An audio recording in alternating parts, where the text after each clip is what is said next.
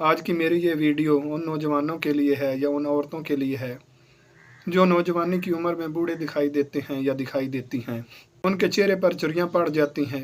जल्द की अंदर की तह में बहुत से फाइबर टिश्यू होते हैं जो वक़्त के साथ साथ या उम्र बढ़ने के साथ साथ डिज़ाल्व होना शुरू कर देते हैं, जिनके डिज़ाल्व होने की वजह से जल्द में सुखड़ाव आना शुरू हो जाता है और चेहरे पर झुर्रियाँ पड़नी शुरू हो जाती हैं।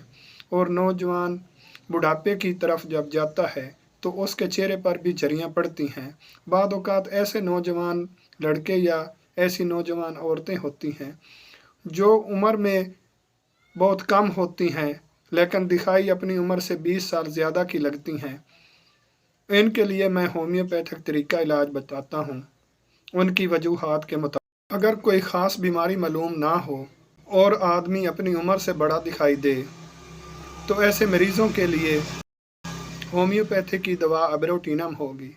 अबरोटिनम 30 ताकत में सुबह शाम 5-5 कतरे पीते रहें। तकरीबन 2-3 माह के इस्तेमाल से जो आप पर उम्र से ज़्यादा असरात ज़ाहिर हो रहे हैं वो ख़त्म हो जाएंगे। अगर किसी मरीज़ को झुर्रियाँ उसकी अपनी जवानी में गलत कार्यों की वजह से पैदा हुई हों कि उसने अपनी जवानी को अपने ही हाथों तबाह बर्बाद कर लिया हो तो ऐसे मरीज़ की दवा बरेटा कार्ब होगी। ऐसे मरीज़ को आप बरेटा कार्ब 30 ताकत में रोज़ाना 5 कतरे की एक खुराक पानी में मिलाकर पिलाते रहें। कुछ अरसा इस्तेमाल करने के बाद आपको खुद ब खुद मालूम होगा कि झुर्रियाँ ख़त्म हो रही हैं।